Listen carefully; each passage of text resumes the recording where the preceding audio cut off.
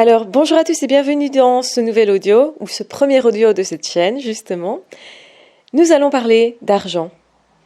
Oui, notre relation à l'argent peut être compliquée, difficile, en tout cas souvent empreinte de toute une série d'émotions.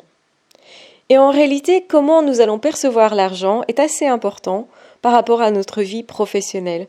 C'est vrai qu'on ne peut pas parler de profession, de vie professionnelle, sans parler d'argent. Pourquoi ? Parce que c'est intrinsèquement lié. Beaucoup de personnes cherchent du travail pour obtenir de l'argent. Pourquoi ? Eh bien, derrière, certainement, ils cherchent à obtenir un logement, obtenir aussi des moyens pour se nourrir, des moyens pour mettre à l'abri leur famille, pour offrir des cadeaux, pour échanger, pour pouvoir faire quelque chose. Il y a un projet derrière.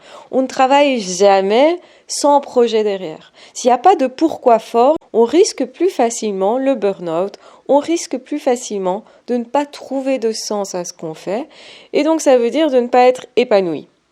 Généralement, pour être épanoui dans sa vie professionnelle, il faut qu'il y ait un pourquoi fort, il faut qu'on ait un sens profond, que l'on sache pourquoi on fait ça, comme ça, avec ces personnes-là, dans cette situation-là.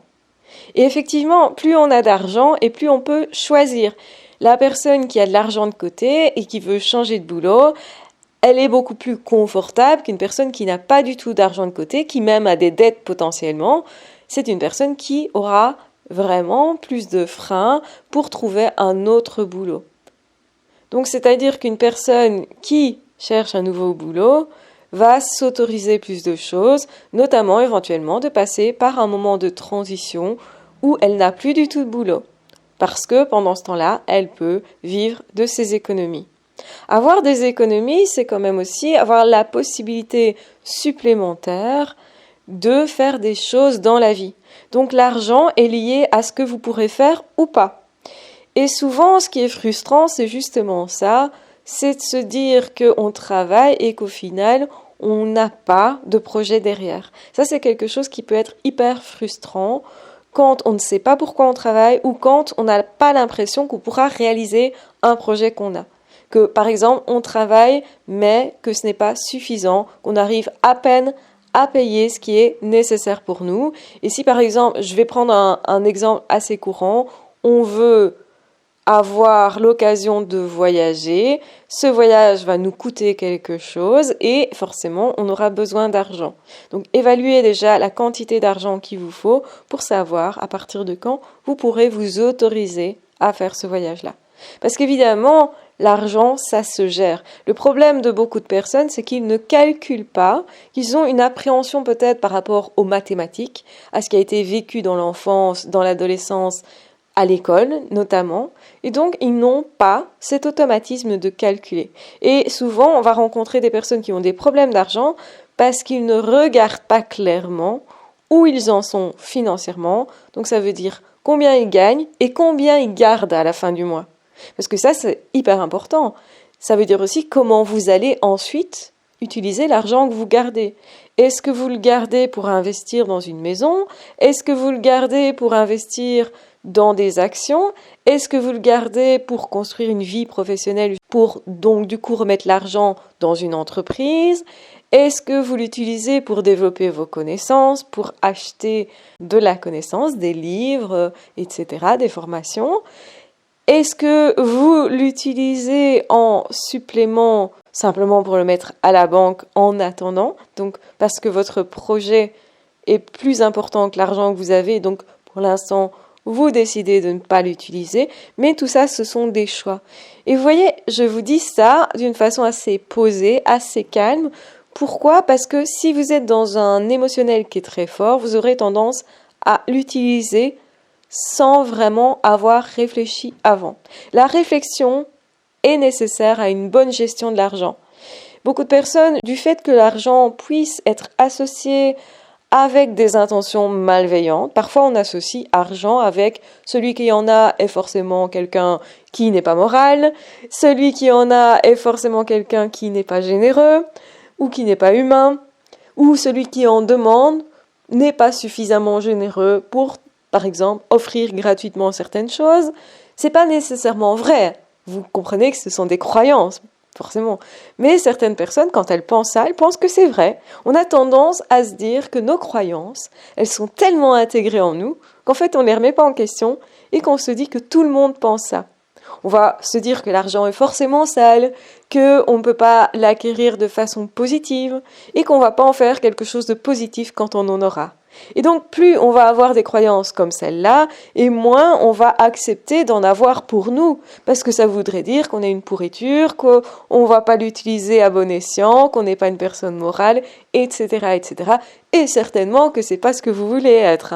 La plupart du temps, on va se dire, moi je veux être une bonne personne, je veux être généreux, je veux partager avec les autres, mes intentions, elles vont être bonnes, justement, etc., etc.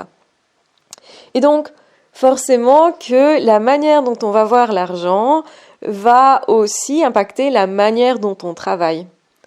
Donc, ce que vous faites dans la vie, la manière dont vous allez percevoir ce que vous êtes en train de réaliser, va être important sur comment on gagne l'argent, ou combien on gagne, ou aussi combien on garde. Parce qu'il y a des personnes qui acceptent d'en avoir, donc d'en gagner, mais qui n'acceptent pas de le garder. Donc qui ont des croyances comme quoi il ne faut pas s'enrichir en fait. Donc ils sont OK avec le fait d'en gagner beaucoup, mais pas OK avec le fait de le garder, de l'épargner, de l'utiliser d'une quelconque façon. Ou alors ça va être justement le dépenser très très rapidement, comme s'il fallait s'en débarrasser. Donc là, un petit peu, je vais vous demander... où en êtes-vous, vous? Parce que ce qui nous intéresse, c'est vous.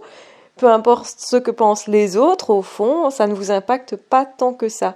Au fond, quand même, nous avons grandi dans une certaine famille avec certaines croyances. Donc, vous venez d'un certain chemin, je dirais. Donc, tout ce que les autres ont dit de l'argent et que vous avez entendu, potentiellement, a pu vous impacter, vous, dans vos croyances, qu'elles soient limitantes ou pas.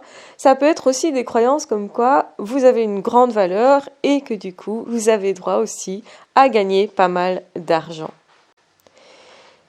Et je vais aller plus loin que ça et vous dire, si vous avez des capacités qui sont plutôt remarquables, si vous faites des choses que personne ne propose, par exemple, forcément que ça a une valeur.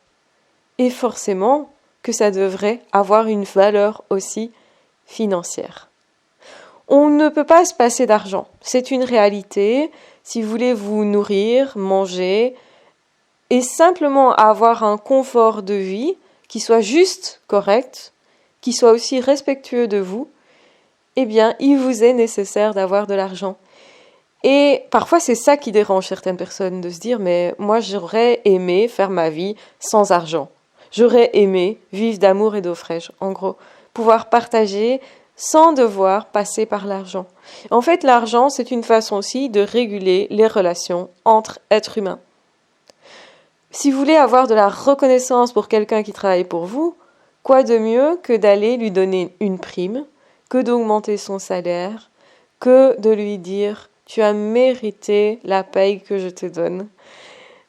Et c'est vrai que souvent, quand on reçoit de l'argent, c'est une forme aussi de reconnaissance. Quand vous avez quelqu'un qui justement vous paye mal, est-ce qu'au final, vous n'allez pas vous dire « cette personne, c'est vraiment pas quelqu'un de bien, relationnellement avec cette personne, ça se passe pas trop bien ». Combien de personnes sont en couple et comme ils sont pas très généreux ou qu'ils n'ont pas les mêmes croyances au niveau de l'argent, eh bien ça peut créer des situations assez compliquées. Et il y a beaucoup de personnes qui vont se disputer à cause de l'argent.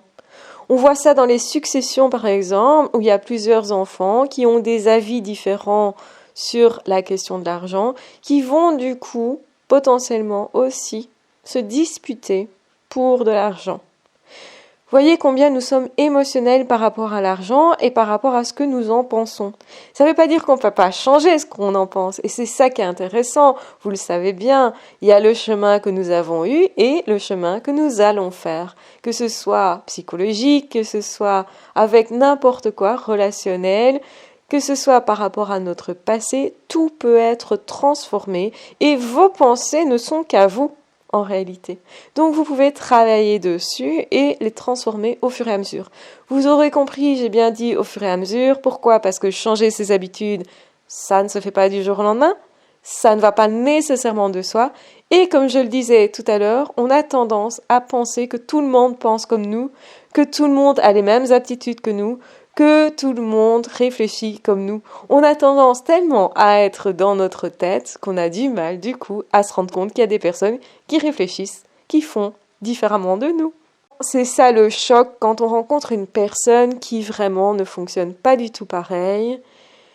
C'est à ce moment-là parfois qu'on va parler de choc culturel, de choc générationnel, parce qu'on est peut-être face à des idées qui sont plutôt contraires. Et on a d'ailleurs tendance à se rassembler avec des personnes qui ont plus ou moins les mêmes idées que nous.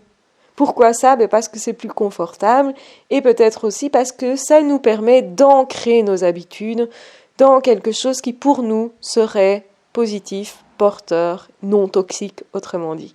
Souvent, le problème d'avoir autour de soi des relations toxiques, des personnes toxiques, c'est souvent que ces personnes-là essayent de nous mettre des idées qui sont contraires aux nôtres dans notre tête, ou qui vont nous montrer des choses que l'on n'a pas l'habitude de voir et qu'on n'est pas prêt à accepter. Donc, ça ne veut pas dire qu'on ne peut pas être ouvert à d'autres façons de penser, mais c'est vrai qu'on va avoir tendance à aller vers quelque chose pour lequel on est prêt. Donc, la maturité que vous avez, la façon de réfléchir, l'intelligence que vous avez, tout ça va aussi jouer dans votre rapport à l'argent et dans votre vie professionnelle. Et c'est pas quelque chose qu'on a vraiment souvent l'habitude d'entendre, ça. Combien de fois on vous a dit, tu sais, ta façon de voir l'argent, ce sera aussi ta façon de travailler. Ou plutôt, ta façon de travailler, ce sera aussi ta façon de gagner de l'argent. Il y a beaucoup de personnes qui vont dire, c'est pas possible de vivre de ses passions, donc je vais même pas essayer, parce que c'est pas possible de gagner de l'argent. C'est une idée très couramment répandue parmi les artistes de se dire que si on pratique son art et qu'on kiffe, on peut pas gagner de l'argent. Beaucoup d'artistes vont dire c'est normal de galérer quand on est artiste. Alors que c'est pas forcément une obligation. Il y a des artistes qui réussissent professionnellement très bien avec leur art, justement. Donc attention à quel milieu vous fréquentez et attention surtout à quelles idées vous allez valider. Parce que c'est pas parce que quelqu'un vous dit quelque chose sur ses croyances que vous êtes obligé de les acquérir vous-même, de dire que pour vous c'est vrai aussi cette croyance-là. Essayez de prendre du recul et de dire est-ce que c'est une croyance ou est-ce qu'au contraire je peux en changer. Et moi je me suis rendu compte que j'avais aussi pas mal de croyances sur l'argent, comme beaucoup de personnes. Je dirais 90% des gens ont énormément de croyances sur l'argent et souvent des croyances qui nous limitent, qui nous empêchent. Et je dirais que ces limites-là, on peut effectivement les lever au fur et à mesure, mais ça demande du temps parce que changer ses habitudes, ça demande du temps. C'est pas du jour au lendemain que l'on se transforme. Mais on peut se transformer. Donc comment voyez-vous l'argent ? Comment votre famille, enfant, parlait de l'argent? Quelles sont les croyances de votre famille? Est-ce qu'on vous disait que c'était difficile d'en gagner, qu'il fallait souffrir pour en gagner, que c'était normal de ne pas arriver à payer en fin de mois, de ne plus avoir rien du tout, ou d'être dans le rouge continuellement? Est-ce que vos parents géraient l'argent correctement ou pas?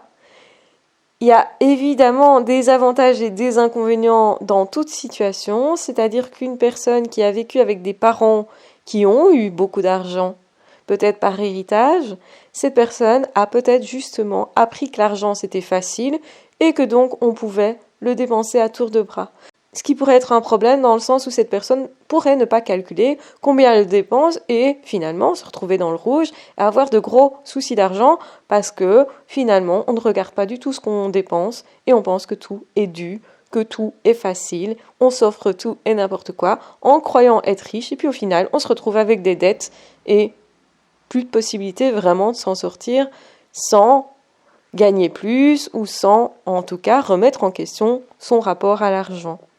Quand il y a un souci au niveau de l'argent, généralement, c'est qu'il y a un problème au niveau des croyances, au niveau de nos pensées.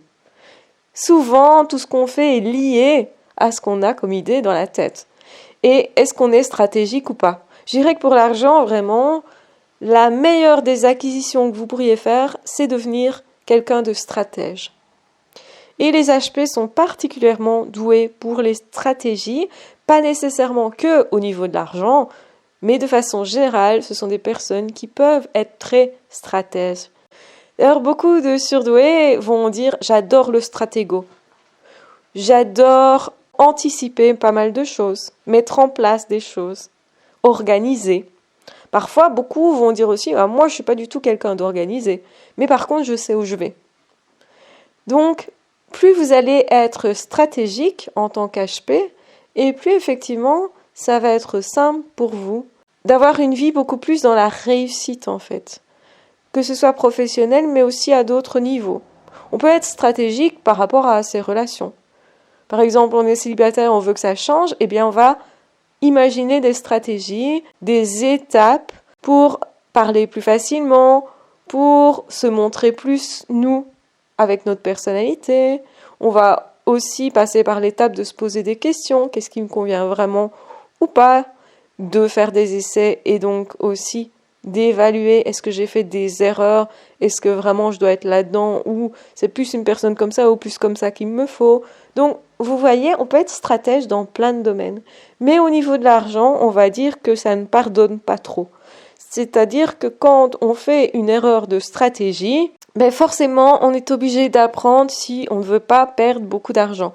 Généralement, un problème de raisonnement va se traduire par un problème d'argent, des dettes par exemple, ou de l'argent qui est utilisé sans que vraiment ça nous apporte quelque chose d'important pour nous. C'est aussi se poser la question dans quoi est-ce que j'utilise l'argent que j'ai? Est-ce que c'est dans quelque chose qui pour moi est important ou pas? C'est aussi se poser la question, est-ce que je réfléchis à comment je l'utilise ou comment je le gagne? Et beaucoup de personnes n'ont pas envie de réfléchir à ça. Ils ont même peut-être ça en sainte horreur. Ils pensent que ça devrait être automatique, aller de soi. Ils pensent aussi que tout le monde devrait avoir ce qu'il lui faut. Mais la réalité du monde économique n'est pas celle-là. C'est plutôt que plus vous allez être intelligent à ce niveau-là, c'est aussi des connaissances qui peuvent se développer à ce niveau-là, et plus normalement votre vie va être confortable au niveau de l'argent. Donc d'abord, c'est commencer par ne plus avoir de dettes, ensuite commencer à avoir un peu d'argent de côté, ensuite c'est aussi pouvoir éventuellement le placer, savoir compter dessus, avoir en fait un matelas derrière soi peut déjà rassurer émotionnellement. Il y a des personnes qui sont jamais rassurées aussi, qui en veulent toujours plus et toujours plus. Et ça aussi, ça parle de soi. Et en fait, notre psychologie et notre manière d'utiliser l'argent dans le monde, notre manière de se présenter aux autres, d'entrer en relation avec les autres, puisque l'argent c'est aussi ça, eh bien c'est intimement lié à qui nous sommes psychologiquement, à où nous en sommes aussi psychologiquement. Donc beaucoup de personnes vont éviter l'argent parce qu'ils ont des peurs à ce niveau-là ou parce qu'ils pensent que c'est vraiment quelque chose duquel on ne doit pas s'occuper. Ça peut leur sembler bizarre de s'intéresser à ça, mais généralement un HP qui réussit est quelqu'un qui s'est intéressé à un moment donné à l'argent, à comment il le gagnait, qui s'est questionné là-dessus et qui va se dire aussi tiens, est-ce que mon intelligence c'est pas de l'argent finalement. Est-ce que ça ne peut pas donner de l'argent? Parce que plus on est intelligent, plus on est stratégique et plus on est intelligent à manier les chiffres et l'argent du coup. Alors effectivement, on peut le manier de plein de façons différentes. Et l'erreur fondamentale, ce serait de travailler dans quelque chose qui ne nous convient pas, dans lequel on souffre, pour avoir de l'argent qui ne sert pas à nos valeurs essentielles. C'est un petit peu l'idée de gagner de l'argent pour acheter des choses dont on n'en a que faire, pour peut-être impressionner même des gens dont on n'en a que faire non plus, et pour finalement se dire qu'on n'est personne. Parce que ça risque d'être ce qu'on va ressentir. Se dire, ok, ce que je fais ne sert à rien. Donc c'est s'épuiser aussi psychologiquement. Par contre, se dire, ok, je gagne de l'argent pour offrir quelque chose à mes enfants, pour leur donner des expériences de vie, pour leur payer quelque chose qui est essentiel pour eux. Par exemple, un ordinateur, c'est essentiel pour l'école, pour la connaissance, pour que la personne puisse être connectée au monde, se développer et éventuellement suivre des formations, apprendre et aussi certainement avoir accès à plein de choses, parce que Internet, c'est une mine d'or à ce niveau-là.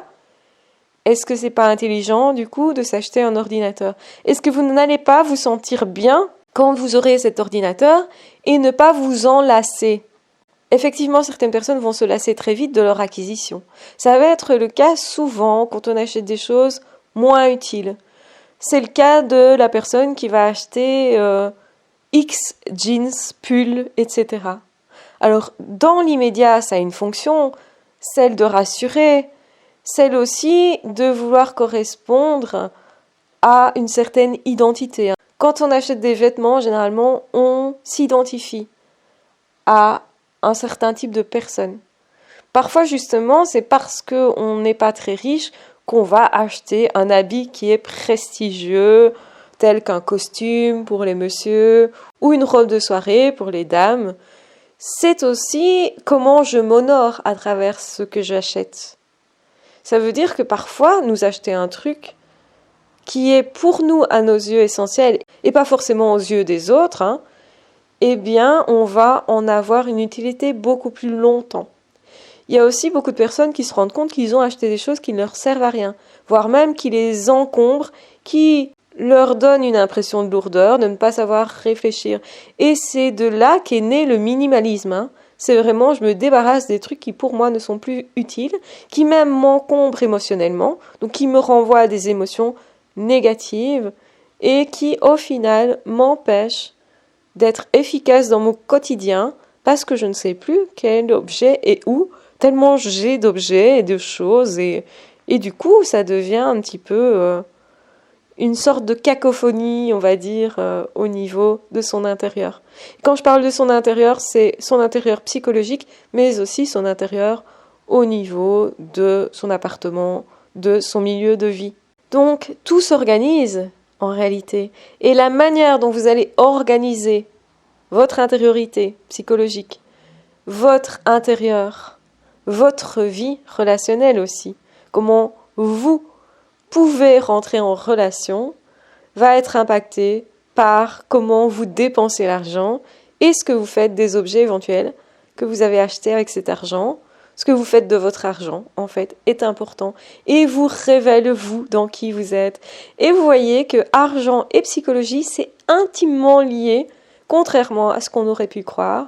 On parle rarement du côté, tiens, avoir de l'argent, ça pourrait être lié à mon développement personnel, puisque peut-être qu'il faut que je me développe pour en avoir et pour être à l'aise avec mes relations ou à l'aise dans ce monde par rapport à l'économie, vu qu'on est aussi dans un monde économique, que on soit OK avec ça ou pas. Peut-être que vous n'êtes pas OK avec ça, mais peut-être qu'en même temps, vous comprenez que si vous arriviez à changer certaines perceptions de l'argent, vous auriez plus de facilité dans votre vie de façon générale. Donc effectivement, on peut voir l'argent comme étant un moyen d'agir positivement dans le monde. Faire des dons est une façon d'agir positivement dans le monde. Ça peut être aider un ami qui galère financièrement. Ça peut être justement payer un ordinateur à quelqu'un qui n'en a pas. Ça peut être offrir un cadeau pour témoigner son affection à quelqu'un. Ça peut être partager un petit verre sur le coin d'une table et pour ça, il faut de l'argent. Pour passer un moment avec quelqu'un, que ce soit dans un concert ou dans quelque chose de l'ordre d'une activité, souvent, il faut un minimum d'argent. Donc, accepter d'en gagner, accepter d'en recevoir d'une quelconque façon, va être aussi lié à comment je perçois ce que je vais en faire, comment je vais m'autoriser à le transformer, cet argent-là, en relationnel, en expérience de vie, en amour, en accès à possibilité de faire quelque chose dans ma vie. Donc, l'argent vous donne des moyens d'action, vous donne davantage de choix, vous donne davantage de possibilités. Et c'est ça aussi la question, qu'est-ce que vous allez vous autoriser, vous? Parce que souvent, quand une personne commence à gagner plus d'argent, c'est parce qu'elle s'autorise plus de choses. Donc voilà, je vais vous laisser à toutes ces réflexions. Je pense que ce podcast peut être justement d'une richesse exceptionnelle. Je vous rappelle qu'on n'est pas riche que d'argent, qu'au contraire, on est riche d'abord, je pense, intérieurement, pour pouvoir ensuite aborder la richesse financière différemment. Et c'est ça que je parlais de développement personnel. Donc oui, pour moi, l'argent pourrait tout à fait appuyer votre développement personnel, pourrait tout à fait vous encourager à avoir de meilleures relations. En fait, l'argent est neutre à la base. Et c'est vous qui allez décider de quelle intention vous allez mettre derrière l'argent au moment où vous le gagnez, au moment où vous le dépensez, au moment où d'ailleurs aussi où vous l'épargnez, où vous le gardez, où vous l'investissez. Donc, si vous avez par exemple un pote qui veut se lancer professionnellement, est-ce que c'est pas utile d'avoir de l'argent pour qu'il démarre? Est-ce que ça serait pas cool de pouvoir lui donner un coup de main à ce moment-là? Est-ce que ça serait pas cool aussi pour épauler vos enfants? Est-ce que ça serait pas cool aussi de se dire, ok, j'ai peut-être un peu plus de choix parce que j'ai un peu d'argent de côté? Parce que je peux tranquillement voir venir le moment où je dois payer le loyer, la nourriture, ou payer la scolarité de mes enfants, ou leurs soins d'orthodontie? Est-ce que c'est pas cool de pouvoir dire au vétérinaire, soignez mon animal directement, plutôt que de devoir épargner et peut-être justement de ne pas le soigner à temps? Voyez combien l'argent est nécessaire et que c'est pas nécessairement quelque chose de négatif. Donc, je vous embrasse bien fort, je vous aime très fort, je vous encourage à faire le point sur ce que vous pensez, vous, de l'argent, sans jugement. Si vous en pensez quelque chose de négatif, eh bien c'est négatif, ne vous jugez pas, regardez simplement, faites un état des lieux simplement, parce que c'est de là que vous partez pour éventuellement trouver une nouvelle vie professionnelle, pour éventuellement aussi construire votre vie, pour aussi choisir où vous allez habiter, par exemple, ou quelle expérience de vie vous allez faire. Donc, c'est en fonction parfois du prix de certaines choses qu'on va se dire « Ah tiens, il faudrait que je gagne autant parce que je veux réaliser ceci ou ça dans ma vie qui est pour moi essentiel. » Essayez toujours de rattacher tout ça à quelque chose d'essentiel. Je pense que l'argent est mal utilisé quand il n'est pas rattaché à quelque chose d'essentiel, à vos valeurs profondes. Je vous embrasse bien fort, je vous aime très fort, prenez bien soin de vous et de toute façon on se retrouvera très vite dans d'autres audios ou dans d'autres vidéos. Ah, ciao, bye bye!